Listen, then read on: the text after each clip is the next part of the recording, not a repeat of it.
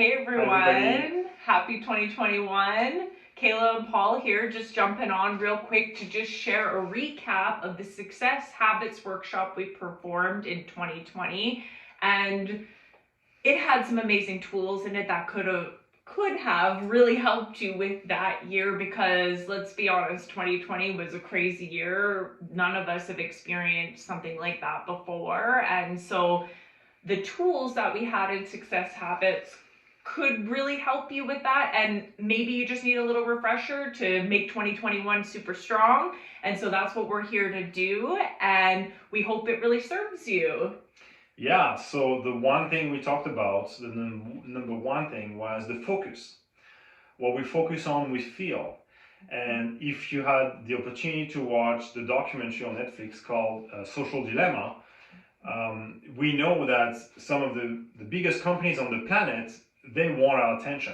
And they do everything they can to grab our attention and so that we can spend more time on their platform. And one of the reasons they do that is because when they can start to manipulate us, they can start to decide how we're going to feel. And when we feel something, it can be positive or negative, but when it's negative, that's going to impact our state. And so we make the quality of our decision is going to be reduced. And we tend to buy more, for instance, things that we don't need or out of our budget, or just in general, we can tend to eat food that is not as healthy.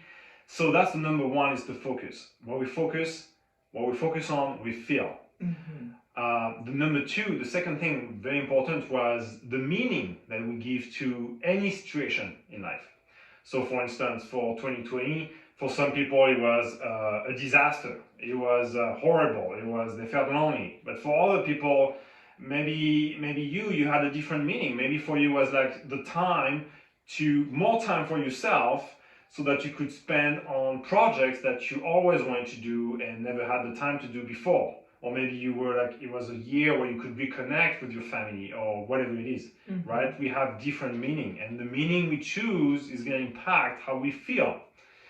And then the third part to, maintaining that high state no matter what happens. So we've got focus, meaning the third part now is physiology. And you can picture, a person that's not doing so well mentally, physically, they're going to use their body in a way that's closing down, that's not open, as where, someone who is more in a higher state, happier, they're usually more open and hands going. And this is actual real evidence-based studies that they've done. I can't remember her name at the moment, but one of the things she says is that a power pose can change you. So power pose, open, wide, it can change your actual state and how you're, or behind the head with the feet on the desk, very common power pose.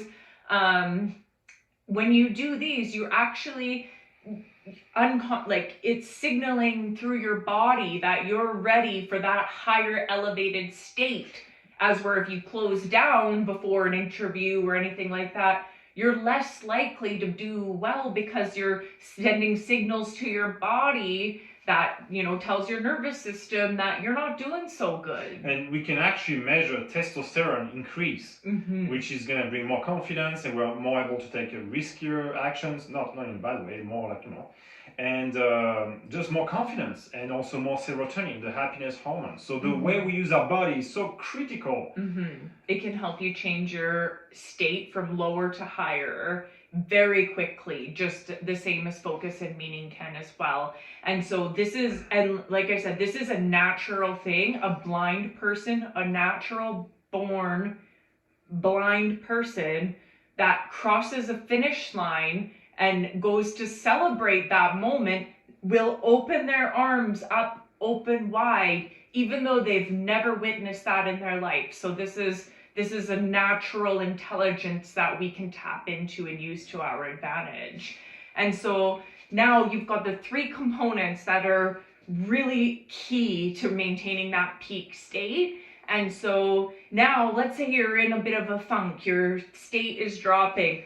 the most important thing you can do for yourself is break your pattern. And now there's negative ways to break your pattern, neutral ways, and positive ways. But for example, a negative way might be arguing, smoking, anything that's destructive, that maybe you're sad and the nervous system can only be sad or angry for so long. And so you got to do something to break that pattern. So maybe you're going from sad to angry, by starting that argument, or you're going from angry to sad because you're focusing on something else other than, or changing the meaning to go from angry to sad. Whatever it is, you're breaking your pattern. But you can do it in a lot of positive ways, like listening to music, meditating. Like how often, if I don't feel 100%, I start listening to salsa music, Latin music, or whatever, and boom, I feel the energy when I had no energy before. And of course, the good music that we love, whatever it is, even if it's hardcore rock, I'm a fan. You start moving your body in a way instead of stiff. And then you send different chemicals to your brain, and you're gonna have a total different experience after that. Yes. And so breaking your pattern is so key. Maybe you have your dog. That's what she breaks our pattern all the time. If we're getting a little bit heated or anything like that, she's there. She's being playful. She's here in this video right now. You can't see her, but she's here.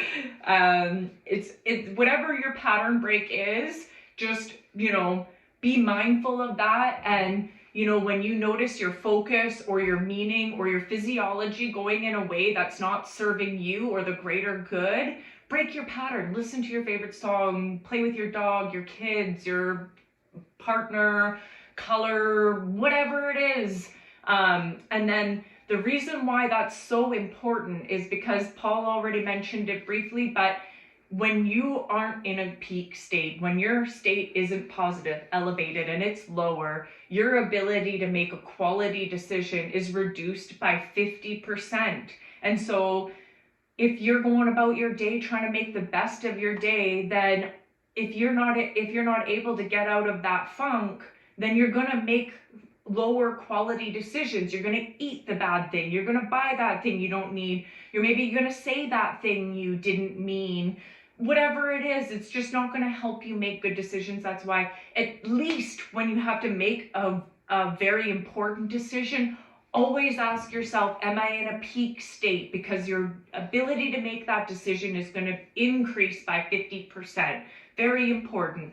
And so that's going to lead us to the technical part of things. So that was more, but exterior wise, something that we went through in Success Habits was your not to do list. And so if you're not in a peak state and you're not making good decisions, you're gonna do the things that are on your not to do list. And so what's on your not to do list? What are the things that you need to be automating, delegating, and eliminating? Because there's things that you can do that are gonna serve you so greatly in your day, year, week, month, whatever it is, so that you're going to make the good decisions. You're not going to go eat the thing. You're going to make sure you work out or whatever your goals are. You have to be clear. Any important decision needs to be wrote down, which leads to the next point about scheduling. It is so important to have a schedule, whatever that is that looks like for you, whether it's a monthly calendar, a weekly, daily, whatever it is. All your important decisions need to come out of your head and onto paper, because you end up going in this cycle. It drives you crazy. Of whatever. And it's not about writing down your to-do lists even. It's that you schedule the time, and maybe it moves a bit, but it's there. It's not Because if you don't write it down, it's in your mind and you keep thinking about it and you're not present, right? Instead of doing something and you should be focusing on it, you think, oh, I should be doing that as well. Just capture it, write it down. This is the first step. Yes, and give yourself deadlines, which is going to lead to what Paul's going to share with you. Because when you give yourself deadlines, that means that it doesn't matter if it's not going to be the day, but it matters that you actually are pushing yourself to get to that goal, right? So if you say, I'm scheduling 5 30-minute workouts this week, but at the end of the week, you only do 3. Well, then that leads to the next part. which maybe you need someone that's actually got the results you're after and is going to hold you accountable. And if you're not working at all, going from 0 to 3 times a week is great. Exactly. The thing is to never beat yourself up. It's always about progress. So you don't look at your schedule and say, oh, I did horrible last week. Yeah, it's about making progress and trying to really make it easier for you to achieve your goals. So if you want to go 5 times, if you want to work out 5 times a week, and if you know that somehow having a friend with you is going to bring this accountability, this social aspect, you enjoy just working out more with someone else, then find someone that can do that for you.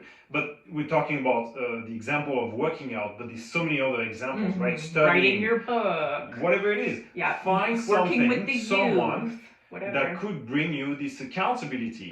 Because at the end of the day, of the week, of the month, of the year, when you look back on what you achieved, you're going to be so proud of yourself, and that's going to give you more momentum for the next week, the next month, the next year, right? And accountability just looks like someone asking you that really cares about you, that knows what you're doing, what your goal is literally just asking you, how's it going with that? It could be a friend, a family member, or just a group of people that want to make progress in what's most important to them. Exactly.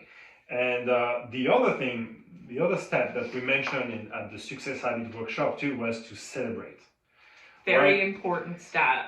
Absolutely, because when you achieve something during the day or during the week, and you gotta celebrate, man. Like, there's a reason why we need to celebrate. It's just like an anchor, and it's a positive anchor, because when you reward yourself for something that you do, it's like training a dog. Yeah. Right? We shouldn't be beating a dog.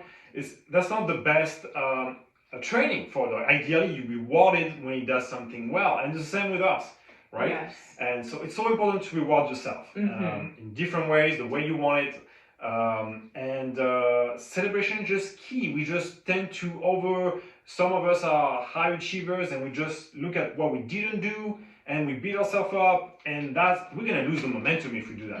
Like, we need to celebrate and be happy for what we achieved. It's also a great opportunity for you to practice your focus and meaning, because when you look at your past week, if you focus on the fact that you didn't do something, or if you give it the meaning that, oh, my partner got in the way of me doing this thing, instead of, oh, my partner helped me, we made progress in our relationship that day. What an empowering way to look at your Tuesday, as opposed to, oh, I wasted it arguing, right? Like, you got spiritual growth, whatever it is. So celebrating, reviewing that week, and being accountable yourself and capturing everything is such a great way to document your progress, really celebrate and practice what's really important to make those quality decisions and be really happy no matter what happens, whatever comes at you, pandemic, whatever, life happens, right? It's crazy out there, but we want to be so happy. And we want to help you guys too. So we created a private Facebook group. Yes. And you're more than welcome to join us if you want a positive community. We're going to be on it on a regular basis. We're going to have videos, tips, sharing tips. It's just a great place. So if you want to have the accountability or the motivation or the strategy, ask questions even about your schedule. How can you change the focus and meaning about something that's really challenging? Because we don't always know those answers ourselves. We go to each other, we go to our coaches, we go to our community with these things. Like, we're in this together. Things aren't so black and white, right? So let's make 2021 the year of your life. Exactly. So come join us in a positive, uplifting community where you can reach us anytime, and we love to hear from you. So please don't hesitate to reach out in any way that makes sense to you. And you can comment up in the comment below. Yeah, let's make progress this year no matter what. So like Paul said, just comment up UP. If you want to join the private Facebook group. In the comments below, we'll reach out to you with the link so you don't have to, go around and find it. We'll make it real easy. Or just send us a private message if that's something you prefer. And we will get you hooked up ASAP. And we can't wait to see you guys there. Bye, guys. Take care. Take care. Happy 2021. Happy 2021.